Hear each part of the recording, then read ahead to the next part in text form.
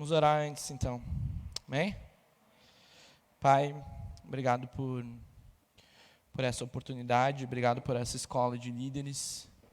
Nós oramos para que o Senhor realmente nos ajude a crescer nesse tempo, que o Senhor nos ajude a crescermos como igreja, para cumprir o Teu objetivo, a Tua missão, pelo que o Senhor nos colocou aqui. Eu oro para que o Senhor coloque um fogo no coração de cada um aqui, Senhor. Uma paixão, realmente um desejo da Sua presença, um desejo de avançar com o Seu reino, Senhor. Para realmente nós cumprirmos o Teu ID, para realmente nós experimentarmos de coisas sobrenaturais, as Suas obras maiores, Senhor. Eu oro para que o nosso coração incendeie, Senhor, para que a gente não caia na apatia do Evangelho, Senhor, para que a gente não fique no comodismo. Eu oro para que o Senhor desperte pessoas, desperte talentos aqui no nosso meio, em nome de Jesus, amém. Amém? Então, boa noite a todos. Vou estar falando um pouco hoje sobre relacionamentos e trabalho em equipe na igreja. Foi desafiador fazer essa aula e atrás de material. Me deu uma dor de cabeça, tá? Mas vai valer a pena. Amém? Então, a gente vai falar um pouco sobre trabalho em equipe. E o que a gente pode falar sobre trabalho em equipe? Que é uma ação conjunta de um grupo em que todos agem em prol da unidade e da eficiência do mesmo. O trabalho de um grupo é eficaz quando os indivíduos conseguem subordinar seus interesses individuais em detrimento do grupo para alcançar os objetivos em comum. Então, quando a gente fala de trabalho em equipe, a gente não está falando de algo de uma pessoa só. A gente está falando de nós, como igreja, através dos nossos relacionamentos, nós trabalharmos em conjunto para a gente cumprir o nosso objetivo comum como igreja nesses dias, né? Qual é que é o nosso objetivo comum? Proclamação do reino de Deus, a pregação do evangelho, o amor ao próximo, enfim, tudo que Jesus fez e Jesus faria se tivesse no nosso lugar, esse é o nosso objetivo em comum, né? Então, todos os nossos interesses pessoais aqui, que são vários, eles têm que estar em segundo plano, referente ao objetivo unitário nosso. Nós todos temos que agarrarmos com a mesma força, com o mesmo desejo, para fazer aquilo que agrada o coração de Deus nesses dias, né? Eu quero acreditar que todos aqui querem agradar o coração de Deus. Todos aqui querem se comprometer com o reino. A palavra de Deus diz que aquele que coloca a mão no arado, né, não pode olhar para trás, né? Quando a gente fala de arado, a gente está falando de trabalho, a gente está falando de avançar, a gente está falando de crescer, a gente está falando de cumprir o propósito de Jesus nessa terra. Bom, e a gente vai diferenciar alguns conceitos aqui, por exemplo. O que não seria um trabalho em equipe, né? Agrupamento amontoado, sem direção e nem porquês. Um simples número de pessoas estarem juntas aqui, pode ser um culto, uma igreja gigante. Se todo mundo estiver simplesmente amontoado, reunido, cada um puxando para um lado, isso não é trabalho em equipe, tá? Isso é um montão de pequenas divisões, mas simplesmente estão reunidos no mesmo lugar geográfico. E o reino de Deus, ele é algo espiritual. Ele não é simplesmente algo geográfico ou uma localização aqui. Então, nós estarmos juntos e não entendermos o porquê, não faz a gente avançar e cumprir a missão que Deus quer nesses dias. Então, é muito importante nós colocarmos o nosso coração, a nossa vida e perguntar o que Deus quer dessa igreja, o que Deus quer da vida particular de cada um, se é aqui o lugar certo, né? Se é aquilo que o Senhor deu para você como encargo, como direção, como chamado, que arde no seu coração, tem a ver com aquilo que Deus está nos levando como igreja. Então a gente precisa saber o porquê, qual é a direção. Por exemplo, um grupo, uma evolução do agrupamento, trabalho conjunto capaz de analisar e resolver questões. Ou seja, as pessoas trabalham juntos, tá? É um pouco melhor, mas não é o objetivo principal, que é a gente trabalhar com a equipe, que é transformar um conjunto de indivíduos com características e necessidades diferentes numa unidade eficaz. Metas, energias são convergidas em um único propósito. Ou seja, nós todos aqui vamos unir todo o nosso tempo, a nossa energia, a nossa força, a nossa dedicação, os nossos dons, os nossos talentos e convergirmos com o mesmo objetivo e com o mesmo propósito. Passar aqui o próximo. Então, algumas diferenças, por exemplo, quando não há uma equipe ainda consolidada, né, quando não há um senso de pertencimento. Por isso que a igreja, o reino de Deus, o convite do Senhor para nós andarmos juntos e seguirmos, nós precisamos entender e pertencer isso daí. Por exemplo, a igreja não é minha. A igreja não é só sua. A igreja é nossa.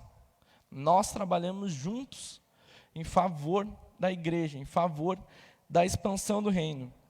Então, quando a gente fala de se mover dessa maneira, de a gente conseguir consolidar relacionamentos e trabalhar isso na igreja, a gente precisa entender que a gente não trabalha sozinho.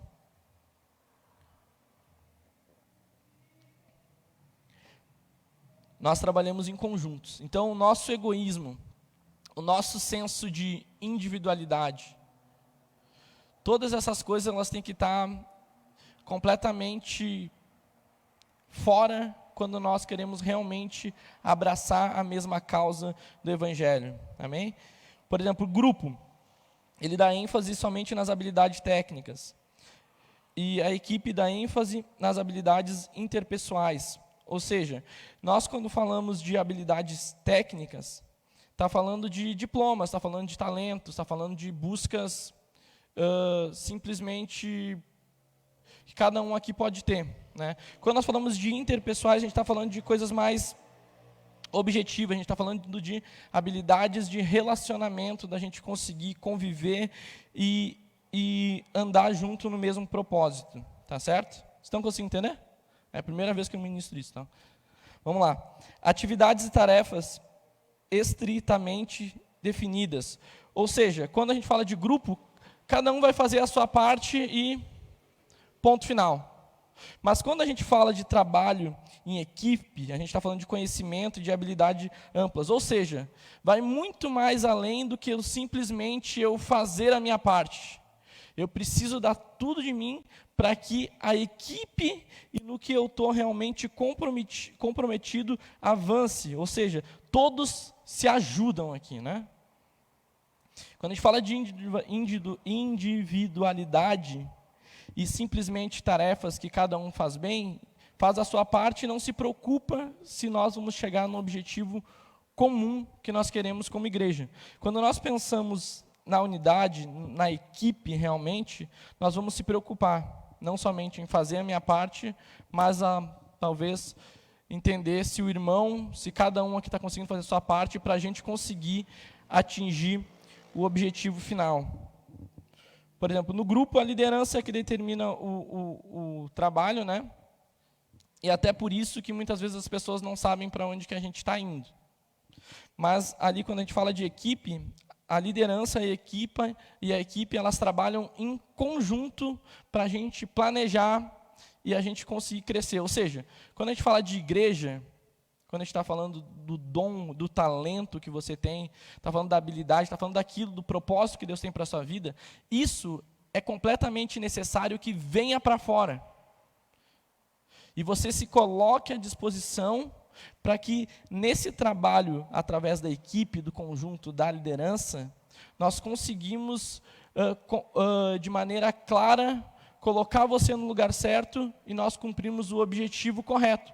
Mas no momento que a pessoa se abstém, ela se oculta, simplesmente nós podemos dar uma tarefa, a pessoa pode até cumprir, mas não é aquilo que tem no coração dela de uma maneira, realmente não é aquilo que ela tem vontade de fazer, né? Ela faz, cumpre e está certo.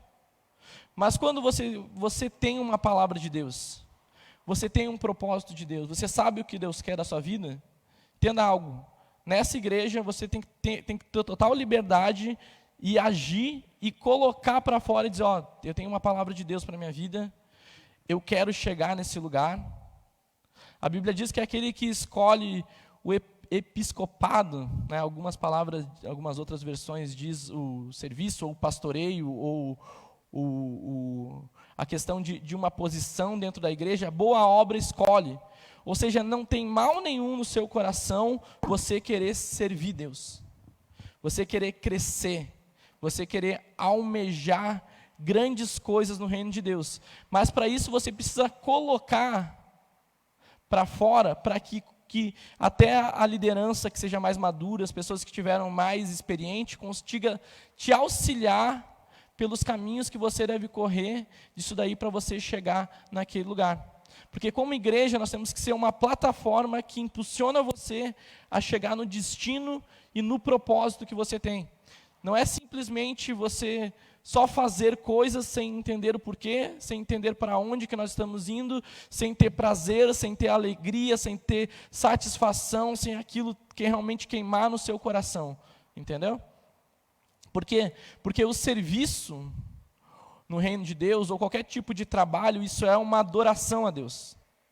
Não é simplesmente mexer numa mesa de som, não é simplesmente varrer uma igreja, não é simplesmente cantar, não é simplesmente pregar, é simplesmente,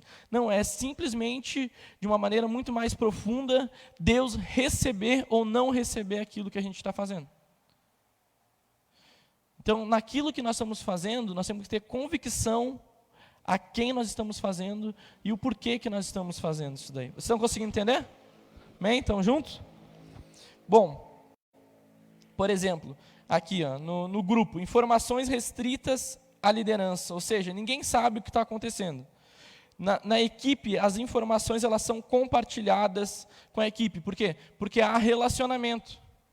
As coisas são trazidas, não tem problema perguntar as coisas. No grupo, muitas vezes é pensado só na recompensa individual da pessoa. Por exemplo, eu cumpri a minha tarefa, eu cheguei na minha meta, eu fiz a minha coisa, está tudo certo, né? Eu sou bom e tal. Mas quando a gente fala de equipe, muito mais importante do que a questão individual, é a equipe realmente todos receberem a recompensa. Não tem graça nenhuma simplesmente ganharmos uma corrida sozinho. Não, a corrida que nós corremos é para levar todos juntos. Ou seja, ninguém na igreja, ninguém da família de Jesus, ninguém que abraça essa causa pode ficar para trás nisso tudo. Tem que haver um crescimento de todos e tem que ter uma alegria, uma satisfação em todos conseguirem crescer nesse mesmo objetivo. No grupo, assumir risco muitas vezes é desencorajado, quando na equipe o assumir riscos é encorajamento, ou seja, você é desafiado constantemente a romper e conseguir avançar e correr riscos e ter desafios. Você é encorajado com isso, porque isso te dá maturidade. E quando nós conseguimos criar um ambiente, uma igreja segura, uma igreja, quando a gente fala muito, transparente, honesta, andando em verdade, andando em luz, sabendo quem você é, sem nada escondido, você, nesse ambiente seguro, você pode errar. Então, erre em ambientes seguros. Erre aonde você pode errar. Porque é nesses desafios que a gente aprende e é nesses desafios que a gente cresce. Se você nunca se colocar à disposição, mesmo não sabendo 100%, você nunca vai. Nós precisamos aprender a ser fiel naquilo que nós já temos recebido de Deus. Fiéis nas pequenas oportunidades e se colocar realmente para avançar. Você tem vontade de orar por alguém? Ora. Tem vontade de fazer uma oração? Tem vontade de... Se mova. Caminhe nessa direção, corra riscos, que com isso a gente cresce. Porque ninguém nasce, que nem a famosa frase, né? Sabendo, né? Ninguém nasce sabendo. Que nem hoje, eu para falar aqui na frente, eu era uma pessoa que no colégio, sério, eu vou falar sério agora, eu me mijava nas calças, verdadeiramente, diante de Deus, mijava nas calças para não sair, para pedir para a professora para ir no banheiro. Porque eu tinha vergonha do que os outros iriam pensar, que os outros iriam olhar para mim, de tanta vergonha que eu tinha. Mas aí tu vai indo, tu vai, né, vai desenvolvendo, vai errando, enfim. E a gente não precisa se arriscar. O evangelho é se arriscar. E quando alguém se coloca e alguém compartilha com você o seu sonho, onde quer chegar, o seu plano, o seu desafio, eu quero isso em Deus, eu quero chegar lá, num ambiente de igreja nós temos que dizer, vai lá mesmo, Deus é contigo, tu pode. Né? Não podemos dizer, tu não é capaz, não vai dar certo, não é isso. Não, tem que ser bem pelo contrário, tem que encorajar a pessoa a avançar. Tá certo? Estão comigo? Vamos falar amém, aleluia, glória a Deus. Bom, aí nós temos um assembleiano no nosso meio. Obrigado, Jesus. Bom, então na relação interpessoal, parte sobretudo de uma boa relação consigo mesmo. Bom, subjetividade. A subjetividade é aquilo que torna o sujeito pessoal singular, único. Envolve um mundo de significados, ideias e emoções que são inteiramente pessoais, mas criados a partir das relações sociais, ou seja, com as outras pessoas. Salmos 139, 13, a gente lê assim, Tu criaste o íntimo do meu ser e me desceste no ventre de minha mãe. Ou seja, o nosso Deus, Ele é um Deus que fez cada um diferente um do outro. O nosso Deus, Ele é um Deus pessoal. Ninguém no mundo é igual. Vocês já viram já a questão do dedo, já escutaram isso, a do olho também. Então, nenhuma pessoa ela é igual a outra. E nós precisamos nos conhecer. Nós temos ministrado aqui a questão da aula passada sobre perfis, Nós precisamos saber quem nós somos, Precisamos nos conhecer as nossas emoções, as ideias, os nossos pensamentos. E a partir do nosso ser individual, a gente consegue criar essas relações sociais que elas estão dentro da igreja e estão em qualquer outro lugar. Nós vamos lidar com pessoas diferentes. E para melhor a gente saber lidar com as pessoas que são diferentes, nós primeiros precisamos nos conhecer. As pessoas, elas não são iguais. E tem que ficar muito claro na nossa cabeça que as pessoas não são iguais. Todo sujeito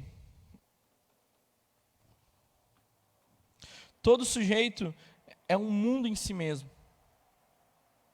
Ou seja, de tantos pensamentos, às vezes a gente está sozinho assim, espero que isso só não aconteça comigo, quando vê tu está pensando umas coisas assim, viajando, umas coisas nada a ver,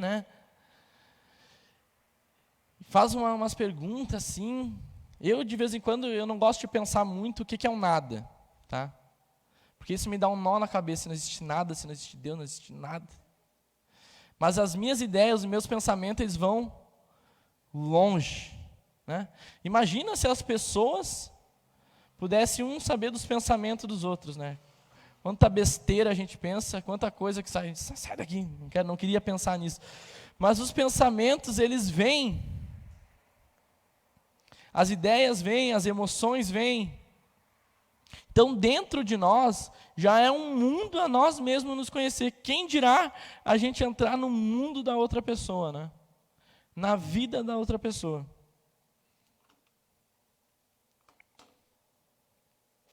Então, a gente precisa reconhecer no outro um mundo de significados. Bom, relacionamento interpessoal. As relações na igreja não são diferenciadas. Não se escolhe com quem ou para quem trabalhar. Trabalhamos para Deus e servimos ao próximo. Então aqui, no momento que a gente coloca a nossa vida no Senhor, a gente diz, eis-me aqui, usa-me, entenda algo, a gente já não escolhe a quem servir.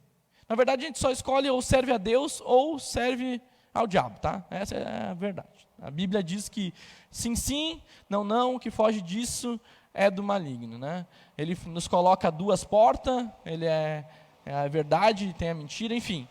Ou nós servimos a Deus, ou nós não servimos a Deus. E no momento que nós colocamos a nossa vida para servir a Deus, eu não posso escolher outro Deus, eu sirvo a Deus. E como que muitas vezes eu sirvo a Deus é servindo ao próximo. Então, no momento que nós estamos com o coração realmente disposto a agradar a Deus, servirmos onde Deus quer, e independente do tipo de relação, é necessário agir em conjunto para crescermos como igreja, mesmo servindo do lado do irmão que nós não gostamos muitas vezes. Como assim? No momento que eu escolho servir a Deus, e eu escolho ouvir a voz de Deus, o que Ele quer da minha vida? Deus, eu quero saber o teu chamado. Eu quero saber se eu estou indo pelo caminho certo. Eu quero saber o que tu quer da minha vida.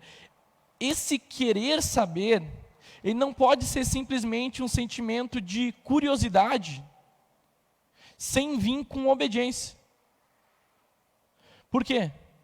Porque imagina, nós sabemos o que Deus quer na nossa vida, mas nós não quisermos obedecer aquilo que Ele quer, mesmo tendo uma voz para nós. Com que cara nós vamos chegar diante de Deus? Ah, Deus, eu sabia, mas quando eu descobri o que era, eu não quis, porque isso não agradou o meu coração. Mas aí que é o Evangelho, não é nos agradar, é agradar o Senhor. Não é eu sirvo no momento que satisfaz a minha vontade, eu sirvo negando a minha carne. Eu sirvo glorificando o nome de Deus e exaltando o nome de Deus. E nesses testes, não pense que na igreja, muitas vezes vai ser diferente de uma situação de serviço, de trabalho. Muitas vezes é pior. Por quê? Porque agora a gente é crente. Antes podia agir de um jeito, e agora dentro da igreja não pode, né?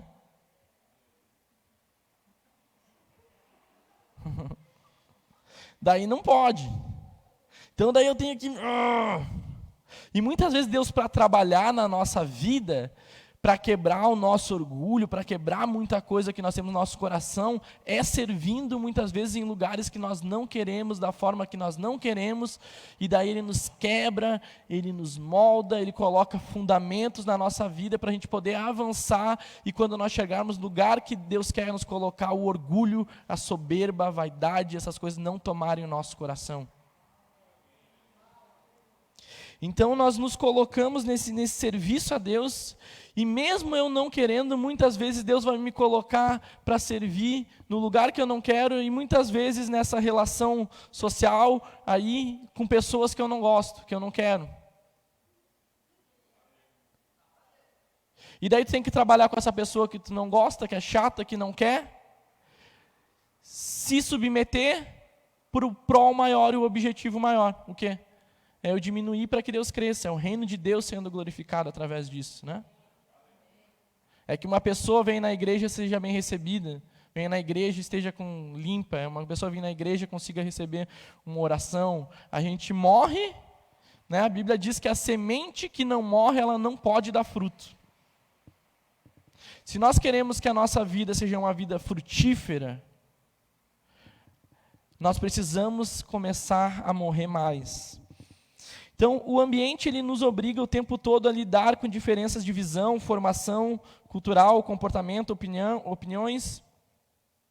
E é nessas diferenças de pensamentos, tá? Porque não pensa que na igreja todo mundo tem que pensar igual. Não. Deus ele não nos fez robô. que nem a gente volta, ele fez indivíduos. Mas a verdadeira unidade é a gente andar junto mesmo com as diferenças. É a gente submeter aquilo que está no nosso coração, mesmo sendo diferente. Essa é a verdadeira unidade, essa é a verdadeira comunhão. Portanto, antes de falar em lidar com o outro, relacionar-se, é importante pensarmos em nós mesmos. Assim, as demais relações serão possíveis. Nós precisamos nos conhecer. Amém? Vamos lá. Pilares importantes. Processo de lidar bem com o outro. Autoconhecimento. Primordial para gerir os demais relacionamentos, conhecer os próprios traços de comportamento e o impacto que isso pode causar nos outros. O autoconhecimento minimiza o conflito com o outro, pois conheço os meus limites. Você precisa conhecer os seus limites. Eu preciso conhecer os meus limites.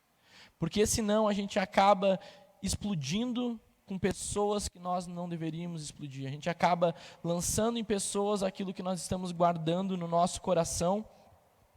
Então nós nos conhecemos quando não estamos bem, quando está faltando alguma coisa, quando eu preciso orar mais, eu preciso descansar, eu preciso de um tempo para minha cabeça, eu preciso ir por uma praia, eu preciso curtir minha família. Você sabendo como que está o seu nível de estresse, ansiedade, como que você está emocionalmente, isso vai fazer você minimizar o conflito com os outros. Porque quando nós estamos mal, até uma pessoa que quer nos fazer bem, a gente pode pensar que quer fazer mal. Até uma palavra que foi, muitas vezes, em amor, a gente recebe como algo que foi um julgamento, né? Então nós temos que estar bem.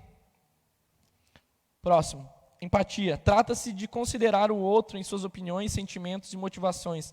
A empatia capacita a enxergar além de si e amplia nossa percepção da realidade a partir do ponto de vista do outro.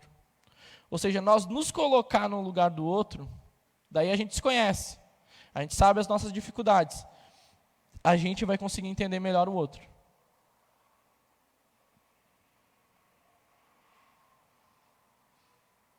A gente vai entender muitas vezes quando o outro não está bem, talvez. A gente vai ter mais misericórdia, mais compaixão. Isso ajuda muito nas nossas relações para a gente construir o reino de Deus na igreja. Tá certo? Assertividade. Não basta ser empático, é preciso se expressar nas opiniões, vontades, dificuldades. A assertividade é a habilidade que nos permite expressar de forma direta e clara, mas serena e respeitosa. Ser assertivo é ser firme e direto, sem sentir ou causar constrangimento. É uma capacidade de afirmar de maneira clara, objetiva e transparente, sem delongas. Quem não assume suas posições com autenticidade não é assertivo. É o tipo de pessoa que fica dando voltas e não se posiciona nitidamente. Ou seja, quando a gente fala de assertividade, não está falando sobre grosseria. Não, nada disso daí. Ela está falando sobre a gente ser claro, a gente ter posição, e a gente dizer, por exemplo, alguma coisa que pede para fazer, ou sei lá, tá tudo bem, né? Mas dentro do coração, não queria. Então essa assertividade faz a gente conseguir ter essa habilidade de conseguir dizer até um não ou sim, mas de uma maneira respeitosa, clara, serena, direta, tranquila. Porque senão a gente vai se moldando e é tipo assim, a vida leva eu. Por quê? Porque eu me deixo ser levado por todas as pessoas, por todas as situações, mas eu não tenho posição de nada. Não tenho opinião de nada. Quais são as suas opiniões? Né? O que para você realmente, o que você pensa?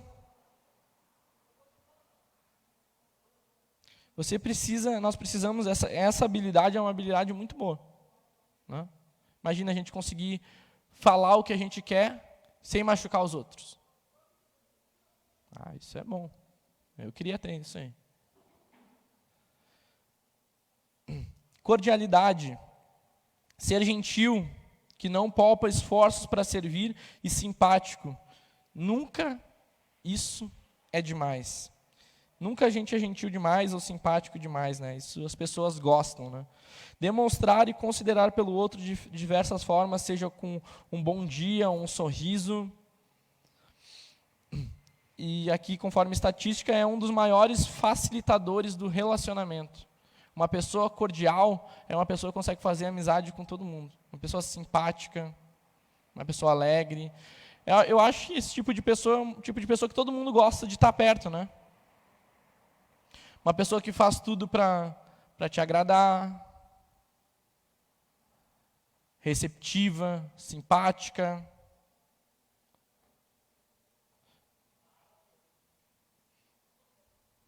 Né? Então a gente precisa ser cordial. Ética. Ter atitudes éticas que não prejudiquem o outro, nem quebre acordos e não contrariem aquilo que é considerado justo. Todo o resto pode existir, mas sem a condução ética não é possível uma relação equilibrada.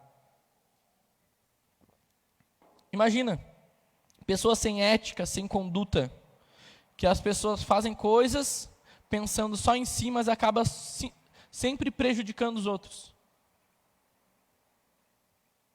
Tipo de pessoa que não está nem aí, que quebra acordo, tipo de pessoa que vai te dar a palavra, mas não vai cumprir.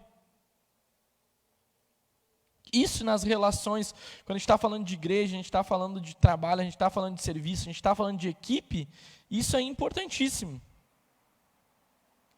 No momento que a gente se compromete com algo, no momento que a gente diz que vai fazer, e daí não faz, a gente querendo ou não, sei lá, na recepção, diz que vai estar, e daí não vem. E daí prejudica o outro que estava esperando. Qualquer tipo de coisa, sei lá, marca o ensaio do louvor, daí não vem. Conta comigo, mas daí não pode contar. Então isso não é justo, não é correto, não é de caráter, não é uma condição ética e prejudica as relações. Esse tipo de pessoa aqui assim, ninguém gosta de estar perto. Imagina que chato pensarem, por exemplo, pensar de mim que quando eu falar alguma coisa, a pessoa, na verdade, ela não vai poder contar com a minha palavra. Ela vai dizer sim, mas sempre vai ficar com um pé atrás, um senso de dúvida, porque não pode contar com a conduta da pessoa, com aquilo que ela se prontificou. Vocês estão conseguindo entender? É bom a gente trazer, não sei se vocês trouxeram anotações, mas anotem. Aspectos que dizem respeito ao comportamento que afeta o outro. Valorizar pessoas, não coisas ou cargos. A igreja trabalha para dar frutos que permaneçam, para expressar a excelência do reino de Deus. Deve ser incomum tratar as pessoas como um simples objeto, né? A gente vê que no setor talvez empresarial, é assim, né? Eu te pago, tu faz aquilo, e é isso, né? Usei o teu talento, o teu dom, recebeu o seu salário, é isso. Mas quando a gente fala de relação de igreja, né, nós não estamos recebendo valores financeiros para servir assim. Mas a questão principal que nós estamos buscando nisso daí é muito mais profunda do que as coisas terrenas. É um tipo de riqueza que a gente está buscando espiritualmente falando, né? Toda vez que nós servimos e nós se prontificamos, nós estamos colocando no nosso depósito celestial, posso falar assim, no nosso galardão, nós estamos semeando coisas numa eternidade que nós vamos realmente desfrutar disso com Deus, de maneira eterna. Acho que é um importante assunto trazer mais para frente, a gente entender o que seria esse galardão que a gente fala, o que seria uma eternidade com Deus e uma recompensa pós, né? Porque a gente pensa que fica só nisso, meu irmão. Não fica só nisso, não. Existe uma eternidade, tudo aquilo que a gente gasta da nossa vida em Deus, existe uma recompensa. E não é feio a gente buscar essa recompensa. Existem recompensas que nós vamos ter ainda nessa terra, mas o que nós vamos ter ainda é numa eternidade de uma recompensa com Deus. Então, por que nós não podemos tratar as pessoas como simplesmente objetos? Porque as pessoas, elas são filhos, e elas são filhos amados de Deus. Todos aqui são filhos amados de Deus. Não são descartáveis. Não podem ser jogados fora. Então todos nós somos amados por Deus, e só nesse simples havia haver um temor no nosso coração da maneira que nós vamos lidar uns com os outros. A maneira que nós vamos nos relacionar. Por quê? Porque eu estou lidando com um filho e uma filha de Deus. Tem um pai, e o pai é Deus, que olha e observa todas as coisas e sabe de todas as coisas. Então aqui, por mais que a igreja precise dar frutos, e frutos que permaneçam, por mais que as coisas elas precisam ser feitas com excelência, muito mais profundo do que simplesmente essas coisas que são consequências que devem ser feitas, elas devem ser feitas com entendimento e com uma identidade, uma convicção dessa relação baseada entre irmãos, né? Posso dizer assim, irmãos, todos somos filhos entre irmãos, que não pode ser quebrado. Amém? Então vamos lá. Outra coisa aqui. Apontar erros somente dos outros. A perfeição não é uma virtude. Todos temos erros. Ninguém é perfeito. E no futuro o erro que a gente aponta pode ser o próprio erro nosso, né? A gente vê ali com a medida com que usares para medir os outros, igualmente vos medirão, né? Paulo ele fala que, não, acho que não é Paulo, mas a Bíblia ela nos fala que depois de pregar tudo, aquilo lá não queria ser desaprovado por aquilo mesmo que pregasse.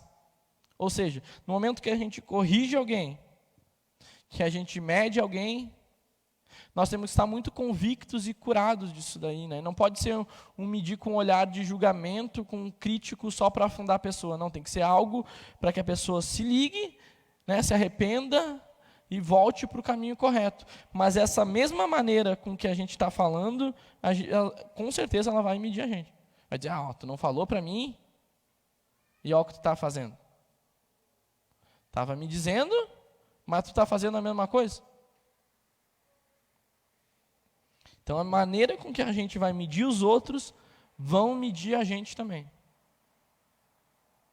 Não que a gente não deva realmente querer ajudar a pessoa, mas a gente tem que entender, e a gente parte para aquela parte da empatia, da compaixão de novo, que ninguém é perfeito. Ninguém é perfeito e todo mundo está sujeito aos mesmos erros. Bom, não ouvir os outros, né? É importante manter a postura de ser ouvinte, mesmo que daqueles menos experientes, inclusive são os que mais precisam ser ouvidos. Não finja ouvir, dedique tempo para aprender e a ser verdadeiro nisso. Imagina, a pessoa quer compartilhar algo, quer se abrir, quer compartilhar uma dificuldade, mas nós não estamos dispostos a ouvir. Deus ele não ouve as nossas orações, qualquer tempo, qualquer hora. Então nós temos que procurar criar uma relação que escute os outros, né? A gente vai ver alguns custos de uma má... E quando a gente fala de ouvir, a gente fala de comunicação, a gente pode expressar coisas em palavras, como a gente expressa comunicação também através das nossas atitudes e da nossa postura. Tá certo? Daqui são alguns dados que eu peguei. Um custo de uma má comunicação, né? Isso aqui são de empresas, mas se a gente trazer para o reino de Deus, isso ainda pode ser mais elevado. Por exemplo, checar e-mails ou enviar mensagens durante reunião, que tipo de mensagem passa para uma pessoa que está que não está dando bola, né? Que não está se preocupando com aquilo que ela está falando. Demonstrar desinteresse pela opinião dos outros. Eu não quero saber da tua opinião. Tua opinião não importa, esquece, fica quietinho aí, deixa que a gente está falando aqui. Essa opinião é relevante. Essa tua opinião aqui não importa. Não importa o que tu... Olha a mensagem que ele está falando para os outros. Não importa o que tu pensa. Não ouvir, espalhar rumores de colegas, transferir a culpa pelos próprios erros. Quando a gente não assume os erros, que tipo de comunicação a gente expressa para as outras pessoas? Não dizer por favor ou obrigado. Isso aqui é para mim.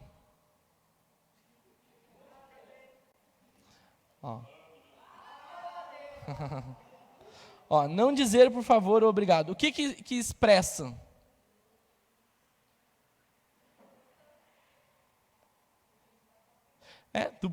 Isso vai ir. Tem pessoas que não dão bola. Mas tem uma pessoa que vai interpretar de um jeito, outra vai interpretar do outro. Mas não é algo bom. Né? Provavelmente que nós estamos numa igreja quando não pede por favor ou não agradece, a pessoa até pode se sentir um escravo, né? Então, assumir para si tarefas fáceis e deixando as mais difíceis para os outros. Olha só. O que passa? Um egoísmo. Né? Tem um montão de coisa para fazer, para se movimentar, eu vou lá e pego a minha parte fácil, faço rapidinho, e os outros têm que fazer a difícil se virem. Que tipo de comunicação, o que a gente expressa com essa atitude? Dar pouca atenção ou demonstrar pouco interesse... daqui eu repeti. Evitar as pessoas, evitar alguém. Quando tu evita a presença de uma pessoa, a pessoa vem, tu foge. Não quer que essa pessoa esteja perto. Que mensagem nós estamos passando com essa atitude? Fazer birra. Agir com irritação quando alguém pede um favor.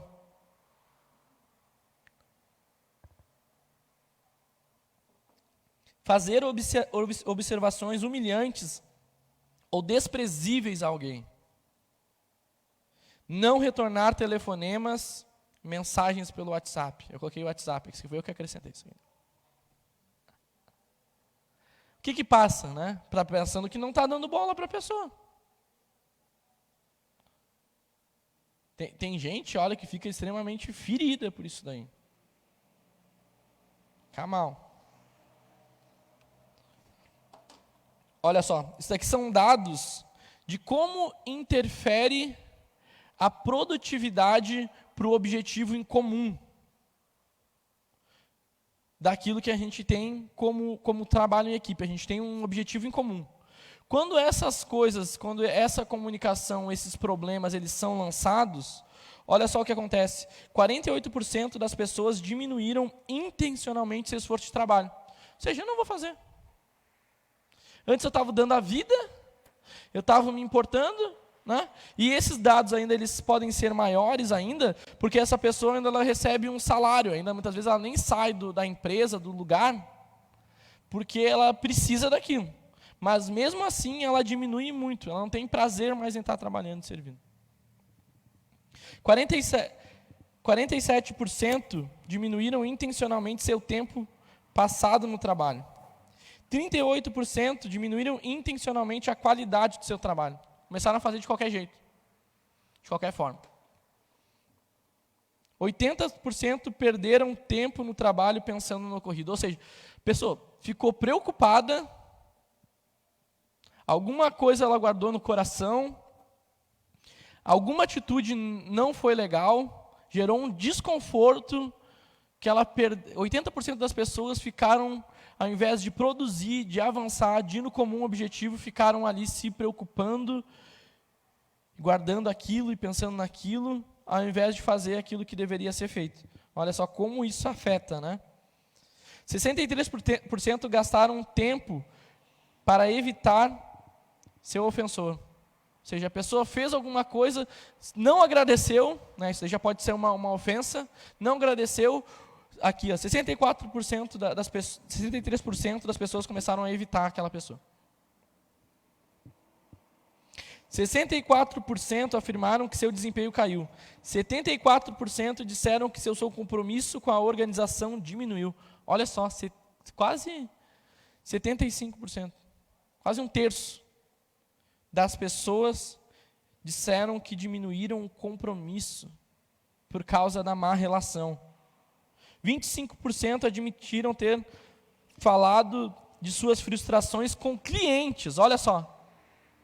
Quando a gente traz para o reino de Deus, para a igreja, é a mesma coisa que ao invés de dar um testemunho do reino de Deus, a pessoa está na igreja e admite de compartilhar com pessoas que não têm a mesma fé a respeito da igreja. O que está acontecendo? O que está se passando? A pessoa nunca vai querer vir na igreja. Se isso acontece na igreja, eu não quero. Né? 12% disseram ter deixado o trabalho por causa de incivilidades, ou seja, de todas essas questões. Largaram. Então, a comunicação é o comportamento de comunicação pessoal, somos todos seres comunicantes. Tudo o que você faz ou não faz diz ao mundo quem você é. Olha só. Não é só fazer, é o que a gente se omite e é o que a gente deixa de fazer também passa uma mensagem. Também comunica alguma coisa.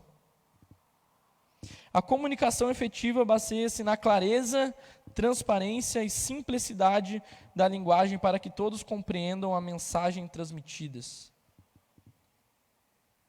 Bom, outro problema que a gente tem. Deixar conflitos pendentes, conflitos acumulados se agravam, explodem. Qualquer tipo de atrito deve ser resolvido no seu devido tempo. Não mantenha tensões desnecessárias. Ou seja, alguma coisa não agradou, alguma coisa não foi legal, alguma coisa não está bem no seu coração referente a alguém, trate isso logo. Trate isso logo. Por quê? Porque acumula. Os conflitos, eles agravam e as coisas, elas explodem. Então, os conflitos nas nossas relações como igreja, né? Nós como cristãos temos a cultura de perdoar. Nós devemos ser mais rápidos nisso daí. Maior fluidez na igreja. Somados a todos os pontos anteriores, é preciso colocar em prática. Ó. Cada membro da equipe ocupa um papel importante em suas funções e atividades. Quando a gente entende a missão da igreja, quando a gente entende a visão, sabe para onde está indo, a gente consegue se comprometer mais e a gente começa a entender mais o nosso papel e que não é simplesmente uma função, que é algo que é importante. Que quando eu entendo o meu papel no corpo, o meu papel na igreja, e a gente fala sobre os membros, que cada um, né, é interessante que a Bíblia traz nós, pessoas, como membros diferentes. O dedo ele não faz o mesmo trabalho do pé, né, não faz o mesmo trabalho do joelho. Como o corpo se movimenta, assim nós somos. E no momento que a gente consegue, cada um fazer a sua parte, todos eles são importantes, a gente consegue avançar para o objetivo em comum de uma maneira realmente com mais paixão por Jesus.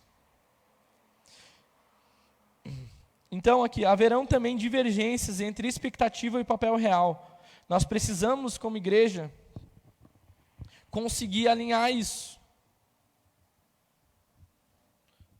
Entender qual é a função de cada um, né? Por isso que nós estamos levantando líderes, pessoas, e vai vir cada vez mais, a gente vai conseguir se organizar, em nome de Jesus, vamos crescer, vamos avançar, as coisas vão estar mais claras, mais na luz, todo mundo vai amadurecer na fé, amém? Vamos todo mundo crescer junto. E daí o que acontece? Por exemplo, às vezes a pessoa tem uma expectativa, né, nós estamos falando para líderes, tem uma expectativa numa pessoa, você pediu para ela fazer algo, ela não entendeu muito bem, ela faz outra coisa. E isso não ficou muito claro. Então nós precisamos alinhar qual é a função de cada um, quais são os compromissos de cada um. Até onde que cada um consegue se comprometer, né? A gente sabe que tem família, que tem estudos, que tem serviço, e ainda agora você virou crente, você tem a igreja ainda para se envolver. Glória a Deus. Como que consegue organizar isso tudo? Então, não, até aqui eu consigo me comprometer. Até aqui, nesse momento, não tem como. Até aqui eu consigo fazer. Até lá, não tem como. Então nós temos que conseguir alinhar essas coisas e todos nós, igreja, orarmos por trabalhadores. Porque se nós tivermos bastante trabalhadores, não fica pesado para ninguém. Todo mundo consegue fluir conforme o propósito que Deus te chamou. Eu sei que numa igreja pequena, com poucas pessoas, a gente tem que às vezes dar um pouco mais de si, né, avançar, abrir mão de algumas coisas, principalmente no começo, mas a gente vai conseguir se organizar, Deus vai enviar os trabalhadores e nós vamos crescer, amém? Então, ore por trabalhadores, porque o Senhor da Seara é Ele quem envia os trabalhadores. Conflitos, haverão e serão constantes, a gente precisa aprender a lidar com os conflitos, não podemos fingir que não vai existir, que agora nós somos crente, todo mundo é de Jesus, todo mundo é nova criatura, e agora nós vamos se dar super bem, não vai ter problema algum. Mentira! Mentira, se você escutou isso, é mentira, tá? Mesma coisa que você escutou, vem para o Evangelho que você vai ser feliz, né? Que as coisas vão ser tudo feitas agora para você, é mentira também isso aí, tá? Se você não sabia.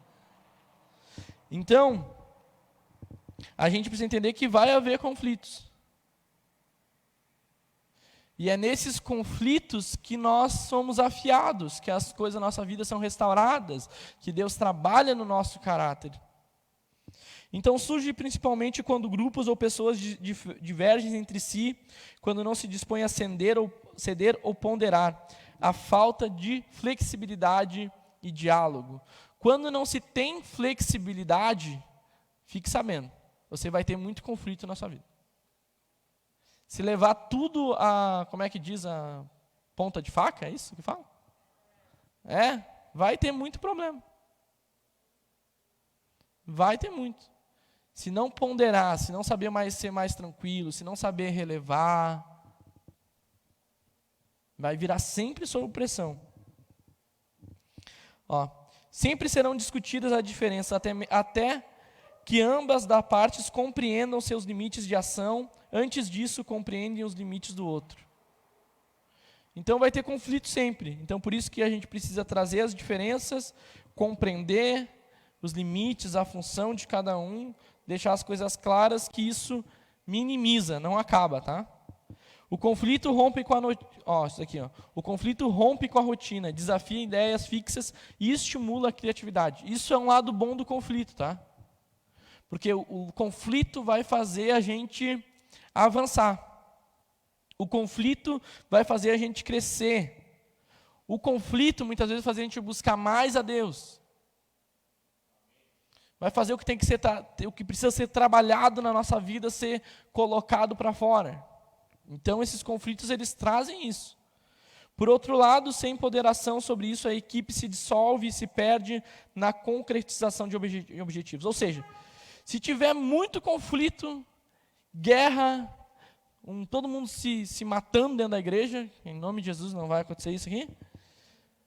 Mas se todo mundo tiver isso, se torna desgastante. Se torna cada um puxando para um lado, se torna um conflito, se torna uma guerra. Entenda algo. A Bíblia diz que a nossa guerra não é contra a carne, nem contra o sangue. Tá? A nossa guerra não é contra pessoas. É contra os principados, as potestades, os dominadores desse mundo. Ou seja, a nossa guerra é contra o diabo. Tá? Não é contra pessoas. Não é contra pessoas.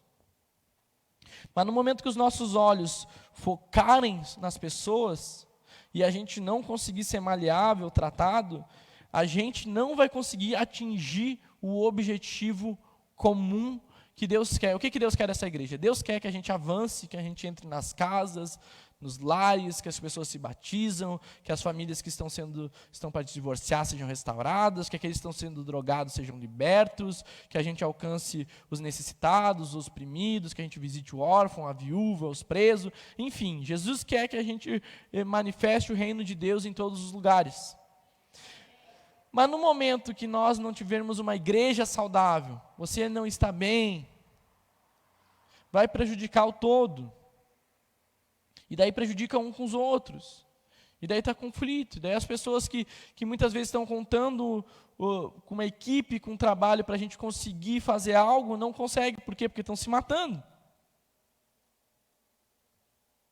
Então nós precisamos ter o coração maleável em Deus para a gente conseguir avançar como equipe, como igreja, como irmãos. Amém? Tá, então estou indo para o final. Glória a Deus, vai dar 1 hora, olha só. Em suma, lidar com o outro numa relação em que só me compete 50% desse desafio. Ou seja, se você faz a sua parte, como que a pessoa vai reagir, como que a pessoa vai lidar, isso não depende mais de você, foge da sua alçada. Você tem que ter domínio sobre você, o domínio próprio, a sua vida. Você ter a consciência limpa, você fazer o que é certo, o que é reto, o que é agradável aos olhos de Deus. Como que a pessoa vai receber isso? Você já não tem controle, e só cabe a você orar pela vida da pessoa. Hebreus 12, 14. Devemos fazer nossa parte sempre, e o que depender de nós, a gente deve ter a paz com todos. É isso que a Bíblia diz. O que depender de você, o que depender da sua atitude, do seu caráter, da sua vida, mantenha a paz com todos. Esteja bem com todo mundo. Não faça guerra com ninguém. O que depende de você, tenha paz com todos. Olha só. Mas a gente sabe que não depende só da gente, né? Mas o que depender de nós, perdoe. O que depender de você, esteja bem com as pessoas. Então a gente precisa alinhar os objetivos e saber limitar ações de ambas das partes, traz as suas recompensas. Manter-se em constante aperfeiçoamento, não só técnico, mas pessoal e emocional. Antes de querer um cargo importante na igreja ou alguma função importante, nós devemos nos preocupar primeiro em ser filhos de Deus. Isso vai trazer mais resultados. Muito mais do que uma posição, um cargo, é uma identidade. É saber quem nós somos em Deus. Amém? Então, é isso. Glória a Deus. Eu gostaria que você ficasse de pé e nós vamos orar um pouco sobre isso, né? Nós queremos uma igreja relevante, nós queremos uma igreja que cresça, nós queremos que você cumpra o seu propósito em Deus, o seu sonho, que você sirva ao reino de Jesus. Vamos orar então, feche seus olhos. Talvez você não saiba o que Deus quer da sua vida, né? Você não saiba o chamado que Deus tem para você. O que Deus te trouxe aqui? Por que Ele está te falando essas coisas? Mas o Senhor vai alinhar a sua vida. Senhor, eu oro pela sua igreja, eu oro pela vida dos meus irmãos.